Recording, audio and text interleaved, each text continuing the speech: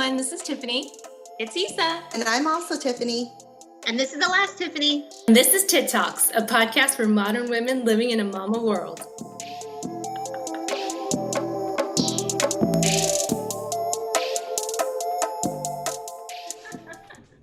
Hey guys, and welcome to another episode of TITT Talks.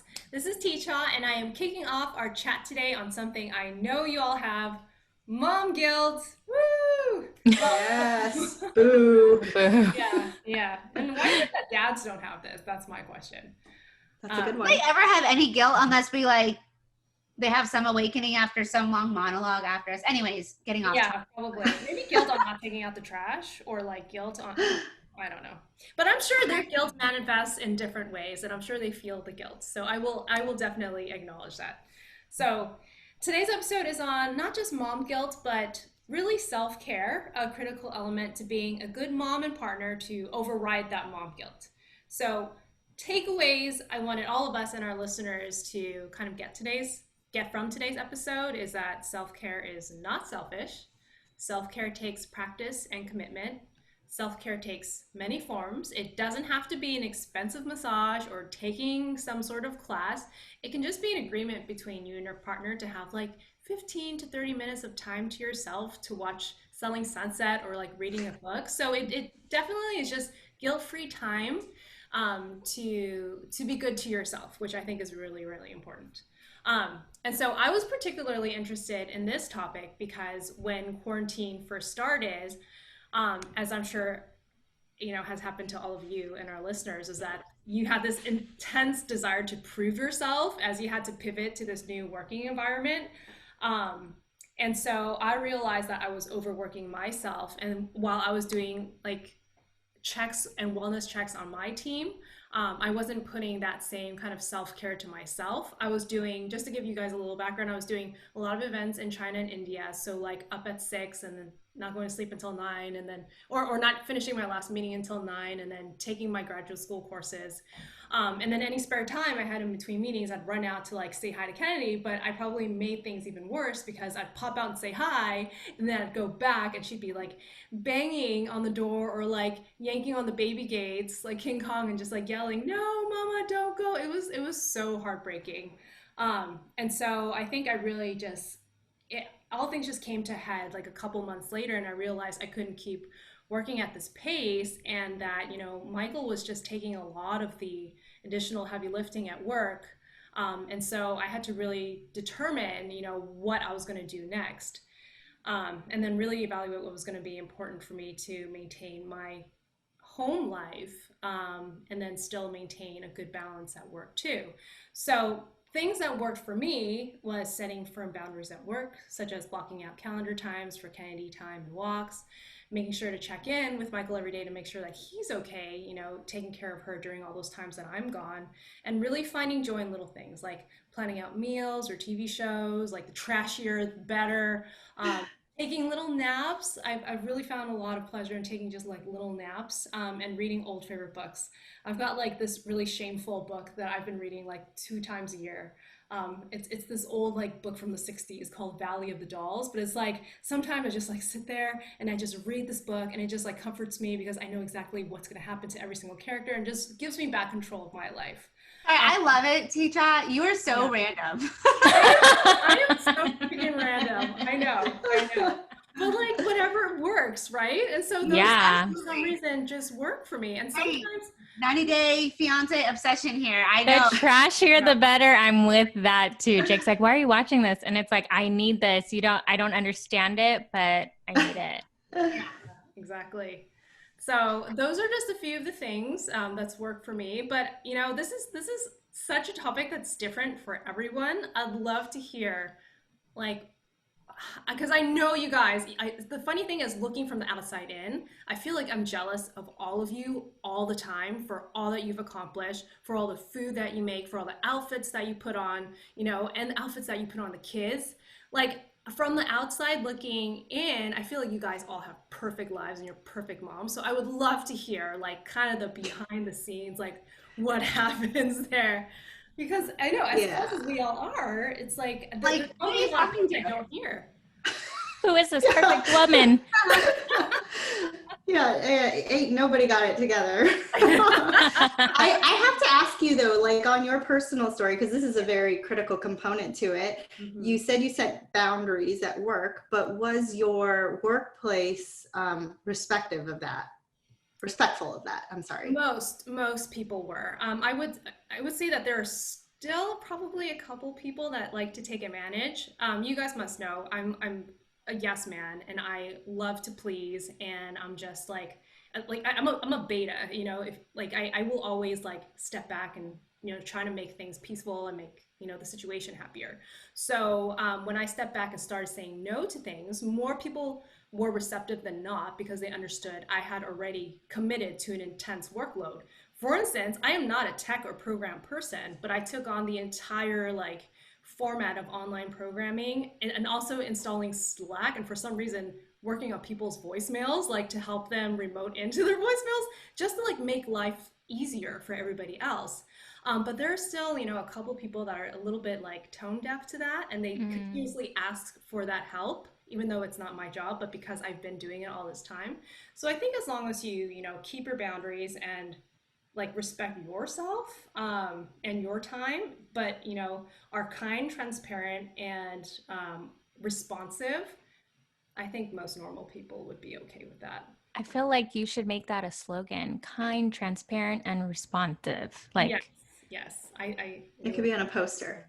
Yes. The reason why I brought that up was because early on in the quarantine, I don't know if you guys remember, there was the mom that basically got let go from her job because her boss was like, I don't want to hear your kid crying in the background anymore on conference calls. Yeah. So that was in Florida, right? I thought it was in California. Oh, I don't know. wow. Actually, no, I don't know. But I don't know. But I think, I'm fortunate not to have that situation, but not everybody is, so it makes it difficult sometimes to balance that whole motherhood aspect with the pandemic. So one of my good friends, I was talking to him, and he was saying, so he works for a utility company, and he's a pretty high management role. And his manager was asking him about one of his team members, because he was like, the last 2 meetings I was on, her daughter was on with her, she was trying to control her, but she was tapping on the keys and everything. So tell me about her work performance, but also I hope she's not working overtime to do all of her work from 12 to 4 a.m. because I don't want burnout. So it's wait, hold on a second. So you don't want any child rearing to be happening, on camera, but you don't also want your employee to therefore overly compensate for that by working overtime and therefore burn out. It's you have to make exceptions somewhere, right? Yeah, especially during this time. What do you expect? There was this article that was saying basically the women's movement has been set back so many years because of the impact of COVID and how much women are taking on during this time. I'm fortunate enough to have Dave home to, be able to do the whole virtual learning for TCha, but at the same time, I'm sort of half-time managing Miles, and it's impossible. So I don't actually know how other people that actually are managing children in school at this particular age are doing it without help. It's insane. Yeah. Right. And it's if you're working from home and also having to take care of your child, it's you're giving less than 100% to your child. I bet you're giving less than 100% to your career. It's there has to be some balance, and there has to be some understanding. And it's so awesome for the people who have the privilege of not being able to understand that. Get out of here. We have those focus names. on work. We have those names. Focus on work. Okay, 100% of you. It's people don't understand fractions, right? It's full transparency to respond back to your original question about what's going on behind the scenes for each of us. Funnily enough, I posted it probably, I don't know what it was, 2 weeks ago, a week ago. And I literally, my boss called me, and it was probably Friday, and I had enough of Miles that week, and I couldn't really get anything done, and it was frustrating because I think I'm used to being able to focus and not be interrupted every almost 5 seconds of like needing something. And you can't get anything done in that kind of format, of working. So, he called me and he was like asking me out, and I like literally almost started crying because I was just like, like I was just like, I don't know what's going on, but I can't handle this, and it's like, it sucks because you're living at work and you're working at home, and the lines are so blurred. And then to Chuk's point right now, you're not doing anything at 100%. And if you're a high achiever, like all of us are, it's a crappy feeling to know that you are not doing your best. Like, it doesn't sit well with you. And what's the advice? Like, what are you supposed to do? You say, oh, give yourself some grace. And I say that all the time. I say that about Miles being on his iPad while I'm working. I say that about, the fact that I'm actually at home and I can't dedicate my time to them and I can't be a present parent. But you say it, but you can't actually really practice it that easily. And I think that's what the difficulty is, because there isn't really a solution in this time frame. So I guess the thing that I do the most is probably just work out to allow myself that 30 minutes, even if it's just 30 minutes. It's so healing for my mind to be able to just zone out, tap out, and to just focus on that and not worry about somebody else needing me. And sometimes they are needing me during that time. But I try to, just set it up in a way where it's just like, this is mommy's time. So please just respect that, and if that means you got to be on your iPad while mommy has her time, that's kind of what I do. And I make sure to do that several times a week, in fact, just to be able to balance the mental health issue that I think all of us are kind of encountering at this time. I think, one of the questions you had posed also, before we talked about this episode, was just like how I had dealt with travel in the past too, in terms of traveling with young children at home. I think it's a blessing that we don't have to do that anymore, or I won't have to in the near future, but I've had to go on extended trips to Australia before. And it's, it's like a 7-day trip where you're not with your family.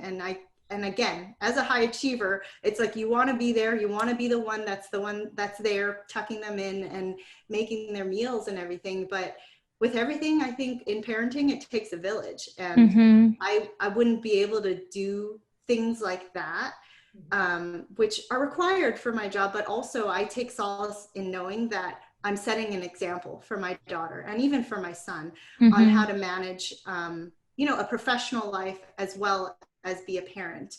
And it's particularly important, obviously, for TCha as a female.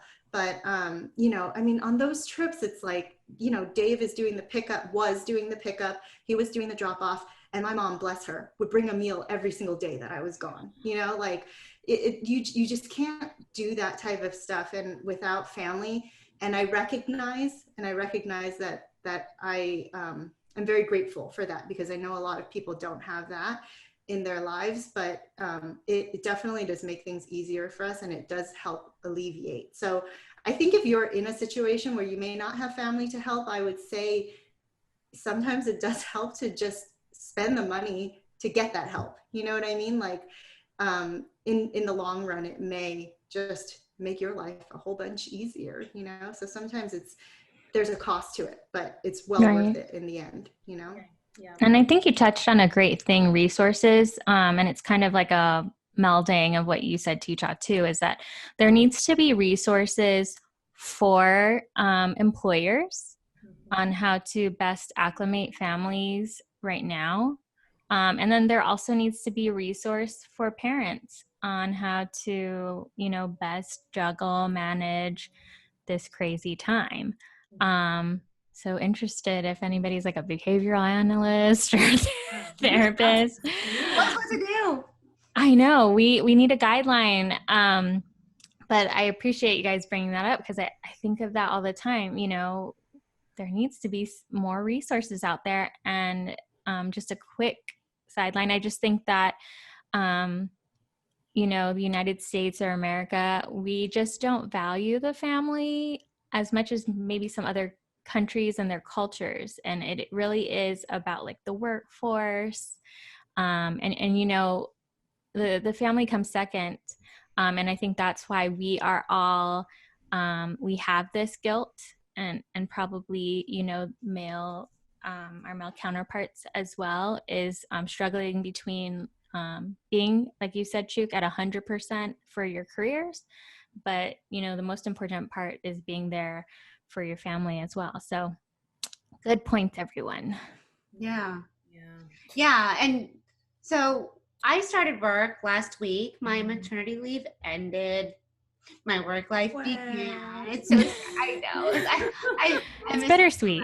Right. And it's like, so like the way I think about my meals is how I just kind of have to think about my reality, which is like a lot of planning, right? Because I still remember even when we just had Kai, the first time we just prepared to leave the house with him, it took us like 2 hours. And it's like, okay, maybe it was like 30 minutes, but it's like diapers, change of clothes, wipes, toys, snacks. Like, do we have like the whole house with us so that we can go like a mile away and then come back and, he might need something. But I feel like when I compare it with my food, I always talk about how I plan out all my meals because I need to know what to expect and I need to be in the correct headspace to enjoy my meal.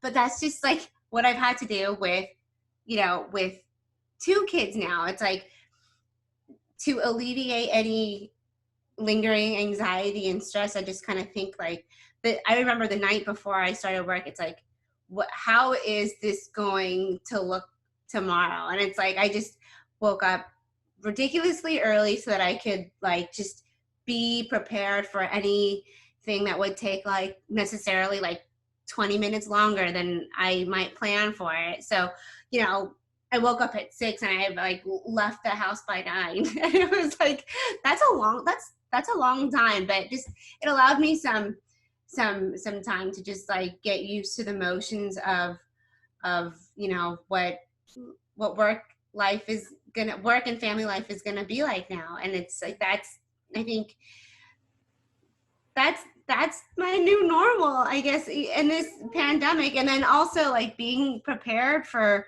if, I'm so lucky if my parents can't watch the kids. It's like just picturing my day and being prepared for, delays and things that might not go right. And just, I guess, and then, just knowing that everything will be okay, even if it doesn't go according to my contemplated plan that I had in my head the night before. Sorry, I was just going to say, you bring up a good point because I think I struggle with that all the time. I have a plan in my head, and when it doesn't go to plan, I get all bent out of shape, but it really actually doesn't matter because like in the end, like sometimes the end result is the same, even though it didn't actually go to the way that you thought you wanted it to. That's something like I have to learn about in litigation, right? That's a life lesson from litigation law practice, which I'm very passionate for my clients, and you do like it's a marathon, right? It's kind of like a marathon, and you can get so caught up in these little things, like these little skirmishes with opposing counsel. But in the end, like how is this going to affect like the rest of your life and your client's life? Is it worth all this? It's like what you have to consider when you are getting caught up in things, and then you have to let it go, right? Mm-hmm. Sometimes. Mm-hmm. Not all the time. Now I get really pissed off, but for no reason. But it's pros and cons to everything, and there's like there's a scale to everything, and you have to. Right. Balance is an important factor. Sure. How was your first couple of days back? Yeah. It was okay. They were okay. Wednesday, Thursday, Friday, and I was I was like. I mean, Tilo said this, like, at least it wasn't like the full week. So it was a good few days of like getting back into the groove and, mom brain, which I that's a term because, you know, for good reason. Like I get my old case back and it was like tick, tick, tick. What does this mean? Who are these? Who are the characters? Oh, you know, it's like just taking a while to get back into it. I think, you know, by Friday I was like, okay, I remember how to read this. Like, we have a new complaint. I was like, I was able to just like handle this 30-page complaint, and like I understood what happened, even though it was like super boring. but you know, I have it, and I'll get better at it. So it'll be okay. And then I have to remind myself that there's like some all-star female attorneys out there, especially like in the Orange County community, that's like, I hear about them having 4 kids and then doing everything. So it's like just remembering that and having those like pillars of inspiration. Like I can do it. You can. Yeah. And knowing that you're probably not hearing the full struggle and story. Right. I know everyone has their own shit, right? Exactly. Absolutely. Exactly. Like Tilo said, not anybody, you know, has it all together. Yeah, exactly. Definitely not me. Yeah. Okay, so Miles is in his PJs I was like, she's definitely not talking about me. With my child who has like the adult sleeping schedule, who stays up till like midnight with us. No, not exactly midnight, but yeah. We all make it. Wait, I have a question. Are your kids getting dressed during this time? Like, are they actually getting dressed in regular clothes? Because Miles is in his PJs all day. At like 1 o'clock, like after her first nap and bottle. So.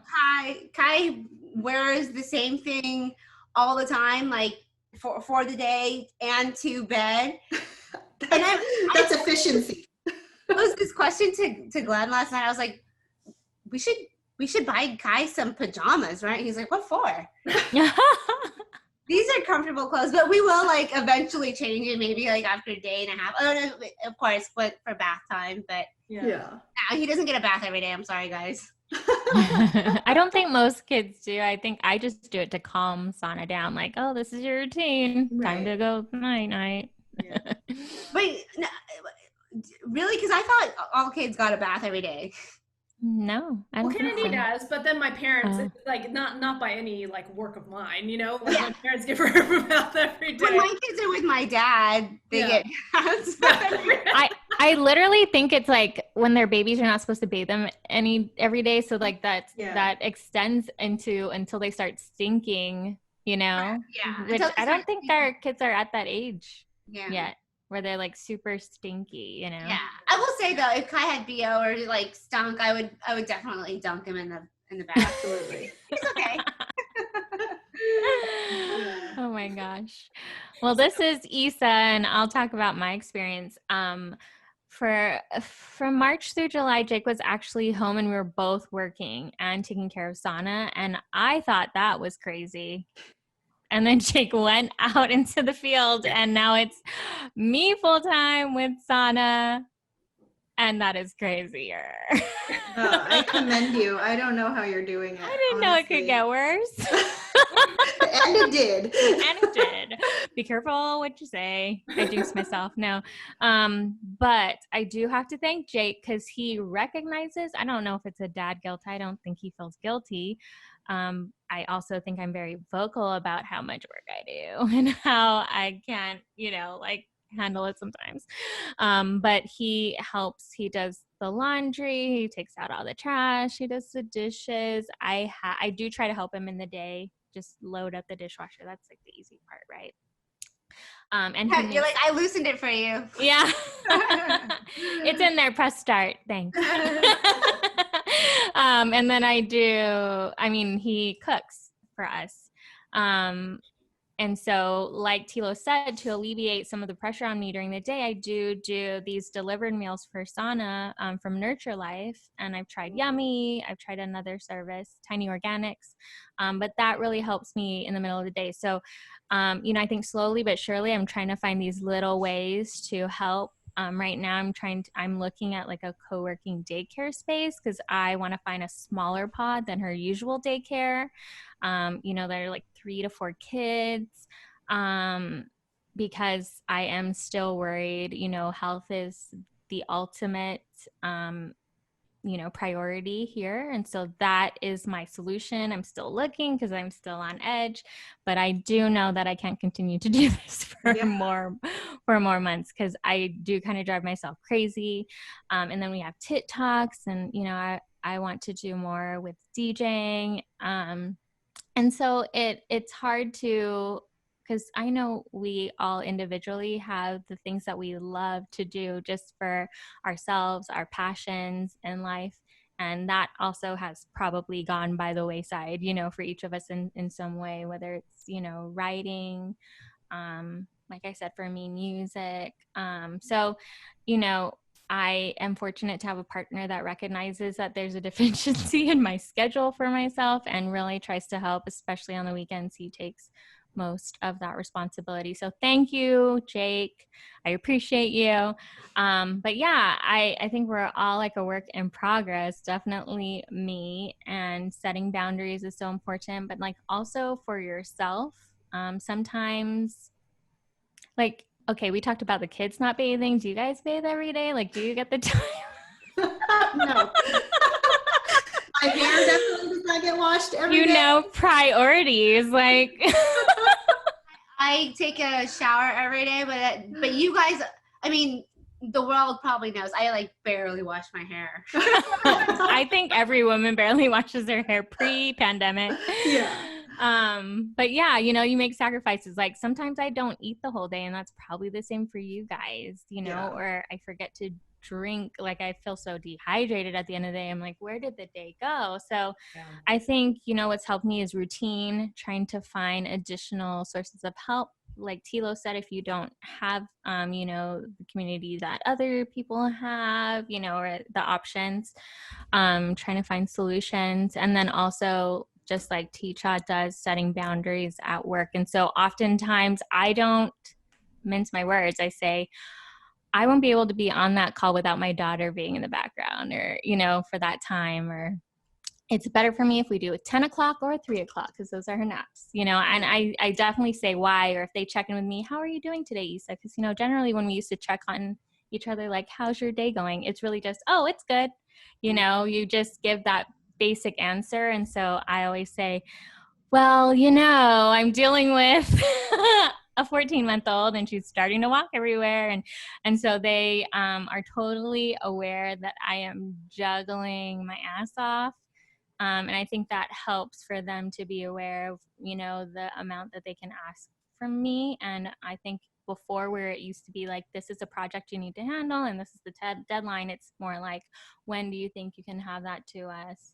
And so that has been helpful. I still feel uneasy sometimes, because again, we're all really high achievers. So we're used to a certain output. And so I think it's really within ourselves to change our perceptions about, our workloads and our performance. We are still performing well. It just might not be as coming out as efficiently. And like you said, Tilo, it's hard to be like, give yourself a little grace. Cause I had that issue, like when I was, like Shuk, you said you're really trying to, like get back into shape really fast. Like I think that was that for me. Even being pregnant, I was like, gosh, I'm getting so big, and people were like, what? You're carrying your miracle worker, carrying a baby, but you can't help the perceptions in your mind. And I think the only way out of that, I think for me, was like looking into self-meditations or journaling. So there's a lot of self-care resources that you can look into. They don't work for everybody. For Tilo, working out works really well. And for me, I'm trying to get it back into working out. But for me, it was being lazy and watching 90 Day Fiance and all. Like, if you named a show that was trending on Netflix, I probably watched it. I probably binged it. I've been a couch potato for sure. So yeah, that's Issa. I think we all commend you also for, seeking out those resources and also like juggling your job with sauna. If anything, Issa, I felt like you were ramping up like a month ago, like in terms of your DJ commitments and all of your appearances, and then editing all of our stuff. and then doing all that additional work right when Jake was leaving, like I secretly inside was like, oh my God, someone's gonna burn out really soon. You're doing so much. It was crazy. Yeah, I really have to like take the time to breathe. But also all the time I'm like, why did I sign up for this? Why did I say yes? But then at the end, I'm so happy. So I have to just keep my eye on the prize. And I know that, I mean, like I shouldn't stop self-improving or doing the things that goals that I have in mind for myself. And that was something that I had to tell myself, even like when I first got pregnant, I was like, wait, I have all these things planned. But yeah, and you know, the timeline might be longer, but also I think that with that comes some good surprises. Like you guys say, you know, things don't always go to plan, but sometimes, yeah, it might turn out better. I think that that has happened. But I do sometimes think about like, oh God, when Jake was home, I could have accomplished so much more. Yeah. But whatever. You know, we got to just, give ourselves grace. And if we take little steps, that's enough. Yeah. You know what also is the scheduling, which is, I guess, plays in part with the boundaries. And part of, I guess, like why we came to be with TITT Talks, like, I don't remember if I told you guys this, but I, at the beginning of 2020 was like, oh dang, I didn't accomplish any of my 2019 resolutions. Like I didn't do any of the things that I wanted to do. So like, I want to do them this year. And despite being hampered down with all this extra weight at home, I think I've come so far in terms of the things that I wanted to accomplish because it was a mindful action and goal and setting the time and making sure that I made the time to do it and that I had a partner that could support it as well. So Tilo, you've grown so much. I think you've like put in like 5 years of like goals, because I'm so amazed at, you know, everything that you're doing. You're also taking classes outside, you know, of working, and just all the entrepreneurship. You know what I'm talking about. Yeah. Thank you. I appreciate it. Like you are superwoman. TITT Talks would be a total different story without you. No, that's not true. It is so true. TITT Talks is the four of us, but it is the four of us. But you guys, Tilo is our I'm helping to facilitate. He is amazing. Like the operations, like you got it going. Yes. Thank you. Yes. Thank you. Well, we're all passionate about it, so yes, that's where it comes. Just the from. insight you bring is invaluable. Oh, thank you. Absolutely. So my hat's off to all of us. Everybody. Yes, Everybody's doing so amazing, you Yeah. guys. But we ourselves, when we look at ourselves, we think we're not. But I think that's like a symptom of all women right now, especially in our age group, because we also grew up at a time where like expectations were so high. Go to a 4-year college, be a doctor, be an attorney, you know. But like the newer generation has a little more creativity, a little more, you know, forgiveness. Yeah, a little more. They get to find themselves. Yeah. So, you know, for our demographic, I think we're doing great, and we just have to remind ourselves that. Yeah, I think so too. And you know what? I'm jealous of our kids because I think this generation is going to have that like connectivity and communication from their parents that like we never had. Very different place. Immigrant parents, very, very tough. But like, yes, our kids are so lucky to have us, right? We're going to be like, you don't even know how it was back then. I know. So to wrap things up, unless there are any, I definitely tell Kai, like I didn't have like boatloads of toys. I didn't have toys that I could just throw across the room. If I threw this toy across the room, I'd get, you know, disciplined. Disciplined. I didn't have a Jeep. No. I couldn't. I had a Jeep. Oh, you did. You also had escargots, apparently. So it was when I was an only child for 9 years. Okay. You had some exotic stuff as a child. Yeah. Listeners, if you haven't tuned in yet, we also have an episode on food, so please tune in there for some additional stories Yes. on exotic foods at escargot. Okay, but just to wrap up, so I do have a couple of resources which we'll include in the show notes. But self-care it's definitely a topic that needs to be talked about a lot more. But there are plentiful resources out there. A couple that I found that were helpful was Raising the Extraordinary: Self-Care Moms Without Feeling Guilty. And then on Forbes.com, 5 totally doable self-care tips for busy moms. And so we'll include those in the show notes. And in conclusion, it has always been our mission to connect with other modern women through the lens of our experience. This is one of the many topics that dives into the many dimensions of momming well and friending well and just being, well-rounded human beings. So thank you so much for joining us on this journey. And we'd love to hear from you guys. We hope you enjoyed this episode and has impacted you positively in some way. Please, if you have a moment, head over to iTunes to give us that 5-star review. We would really appreciate it, and you're definitely helping us grow. And if you have some additional feedback on topics that you'd like for us to cover, please email us at tittalks@gmail.com or DM us at tit_talks on Instagram. Thank you again so much for joining us, and we will see you next time. Bye, gals. Bye. Bye.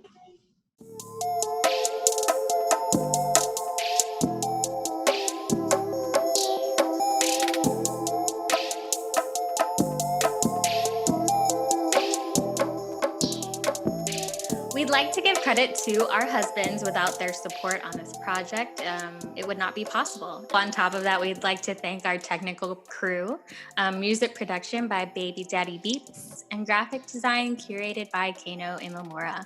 And also, I'd love to thank all of you guys, co-executive producers, all 4 of us. This is our baby, so thank you guys.